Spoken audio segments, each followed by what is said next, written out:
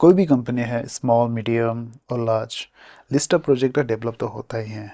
जहां हम कोड का इम्प्लीमेंटेशन लिखी जाती है, उसके साथ साथ एक ऐसा इम्पोर्टेंट चीज़ रहता है दोस्तों, जो 95% डेवलपमेंट और इम्प्लीमेंटेशन का वर्क फ्री करता है। इसके साथ साथ हमें ये भी सजेस्ट करता है कि बेस्ट प्रैक्टिस कैसे होना चाहिए, जिसको हम कहते हैं यूनिट टेस्टिंग। नमस्ते यारो, कैसे हो आप सब। आज जो मैं लेके आया हूँ और जो सीरीज होने वाला है, इसमें हम JUnit के बारे में इन डिटेल में समझने वाले हैं और इंडस्ट्री में किस तरह से यूज़ होता है ये भी आपको मैं बताने वाला हूँ। जहाँ हम टेक्नोलॉजी यूज़ करने वाले हैं JUnit 5, मोकिटो विद स्प्रिंग बूट, जाका को, सोनार क्यूब लोकली सेटअप कैसे करना है और उसका कॉन्फ़िगरेशन भी कैसे रहेगा, और बहुत सारे यूनिट टेस्ट कैसे लिखने वाले हैं। Let's start. फर्स्ट हम ये देखना है कि what is unit testing. Unit testing क्या है?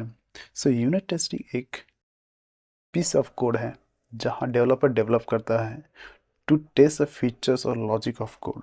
जो मेन कोड में हमने जो लॉजिक लिखा है उसका टेस्टिंग करने के लिए टेस्ट केसेस या यूनिट टेस्टिंग हम लिखते हैं। टेस्ट केसेस हम क्लासेस और मेथड के लिखते हैं। हम मल्टीपल टेस्ट केसेस लिख सकते हैं। टेस्ट एनोटेशन हर टेस्ट केसेस में रखना है और ये मल्टीपल टेस्ट केसेस बन जाता है। नेमिंग कन्वेंशन की बात करते हैं। जब भी हम क्लास क्रिएट करते हैं, इसका एक नेमिंग कन्वेंशन है, जैसे क्लास नेम टेस्ट। आप एग्जांपल में देख सकते हो, स्टूडेंट सर्विस में हमने जो मेन क्लास बनाया हुआ है उसका टेस्ट क्लास स्टूडेंट सर्विस और टेस्ट लिखना है। इसके साथ साथ मेथड में टेस्ट ए मतलब सीरियल नंबर, आप 1 2 3 भी लिख सकते हो, ABCD भी लिख सकते हो, अंडर स्कोर मेथड नेम, किस मेथड के लिए आपने टारगेट किया है टेस्ट केसेस लिखने के लिए, underscore operation result, based on what test cases क्या रिजल्ट देने वाला है। फॉर एग्जांपल ये सक्सेस है या फेलियर है, based on if else condition भी है क्या। ये सारे ऑपरेशन रिजल्ट हम इसमें रखने वाले हैं। तो एग्जांपल के तौर से टेस्ट ए मतलब serial number underscore at student, जो टारगेट मेथड है to write a test cases, under इसको सक्सेस, ये सक्सेस रिजल्ट होने वाला है या फेलियर। यहाँ पे क्या है, सक्सेस, और हमने क्या किया है, सक्सेस किया है। ये आपको मैंने फीचर्स बताया कि यूनिट टेस्टिंग क्या होता है। आपको मैं बताने वाला हूँ कि एक एग्जांपल के तौर से टेस्ट केसेस कैसा रहता है। यहाँ पे एक मेरा मेन कोड है स्टूडेंट सर्विस करके, जिसमें एक डिपेंडेंसी क्लास है स्टूडेंट रिपोजिटरी, और यहाँ पे एक मेथड है ऐड स्टूडेंट, जो स्टूडेंट ऐड होने वाला है डेटाबेस में, और रिपोजिटरी डॉट सेव मेथड को कॉल कर रहा है। तो ये एक मेन कोड को कैसे हम टेस्ट कैसे लिखते हैं वो हम देखते हैं। जैसे मैंने बताया कि एक नेमिंग कन्वेंशन फॉलो करना पड़ता है टू क्रिएट द क्लास और मेथड नेम। यहाँ पे देख सकते हो स्टूडेंट सर्विस एक क्लास है मेन कोड में, वही चीज़ हम टेस्ट कैसे लिखते वक्त स्टूडेंट सर्विस टेक्स्ट क्लास लिखते हैं। क्लास लेवल में कौन सा यूनिट फ्रेमवर्क का रनर यूज़ करना है वो हम डिफाइन करते हैं। यहाँ पर देख सकते हो मोकिटो एक्सटेंशन, ये मोकिटो का JUnit 5 का रनर है वो यूज़ कर रहे हैं। उसके बाद नीचे देखो स्टूडेंट सर्विस, इसमें एनोटेशन है इंजेक्ट मॉग, इस कौन सा क्लास के लिए हमने टारगेट किया है उसको लिखना है। ये हमें यूज़ करते हैं to call the that method. और जितने भी डिपेंडेंट क्लासेस हैं, यहाँ पे देख सकते हो स्टूडेंट रिपोजिटरी, ये डिपेंडेंट क्लासेस है स्टूडेंट सर्विस का, इसको हम मॉक एनोटेशन यूज़ करते हैं।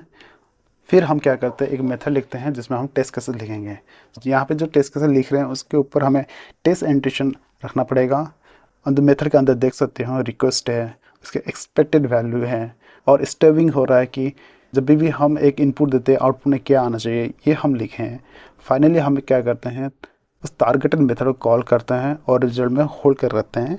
फिर हम एसेशन करते हैं ये एक्सपेक्टेड वैल्यू और एक्चुअल वैल्यू सही है या नहीं है, तब जाके हमारा टेस्ट केसेस पास होगा। जो भी टेस्ट केसेस क्लासेस क्रिएट करते हैं, ऐसा से टेस्ट जावा के अंदर होना चाहिए। क्या ऐसा चीज़ रहता है जिससे अपना टेस्ट केसेस गुड कह सकते हैं, मीनिंगफुल होना चाहिए। आप किसी के लिए भी आप टेस्ट केसेस लिखना नहीं चाहिए। ए मीनिंगफुल लॉजिकल जो पोर्शन है या मेथड है उसके लिए हमें टेस्ट केसेस लिखना रहता है। और एक प्रोजेक्ट में मल्टीपल डेवलपर्स काम करते हैं, हमें रीडेबल और इजी टू राइट भी होना चाहिए। जो भी टेस्ट केसेस हम लिखते हैं ये डायरेक्ट कनेक्शन और रियल कनेक्शन नहीं रहता, और बहुत ही फास्ट टेस्ट केसेस एग्जीक्यूट होना चाहिए और आइसोलेटेड होना चाहिए। आइसोलेटेड मतलब यहाँ पे क्या हो रहा है, हमारे जो टेस्ट केसेस हैं ये रियल कनेक्शन नहीं होना चाहिए, एक फेक कनेक्शन होना चाहिए। यहाँ पे देख सकते हो डेटाबेस एक कनेक्शन क्रिएट करता है, तो रियल कनेक्शन नहीं होना चाहिए, एक फेक कनेक्शन होना चाहिए, एक मॉक कनेक्शन होना चाहिए। सेम तरह इंटरनेट कनेक्शन हम कभी भी एपीआई कॉल करते हैं, उसमें भी मॉकिंग होना चाहिए, मॉक कॉल होना चाहिए। Next external connection, for example एक डिपेंडेंट क्लासेस हैं, उसका मेथड हम कॉल करते हैं, वो डायरेक्टली रियल कॉल नहीं होगा, एक मॉक के थ्रू कॉल करेंगे। अब हम देखते हैं कि एक टेस्ट केसेस लिखने के लिए किस तरह का प्रोसीजर रहता है। एक बिजनेस एनालिस्ट रहता है जो रिक्वायरमेंट गैदर करता है और उसको डॉक्यूमेंट करता है एक अजाइल डॉक्यूमेंटेशन में। यहाँ पे जीरा और एजर बोर्ड यूज़ कर सकता है to create the user story, जहाँ पे यहाँ पे कोडिंग होता है, कोडिंग के साथ साथ डेवलपर यहाँ टेस्ट केसेस भी लिखता है।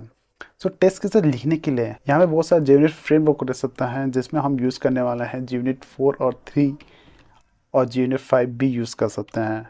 ये तो JUnit फ्रेमवर्क तो है ही, उसके साथ साथ हम और भी फ्रेमवर्क यूज़ कर सकते हैं। For example Mockito, PowerMock, spring test. ये सारे एक बार कोड करने के बाद हम क्या करते हैं, गिट में पुश करते हैं।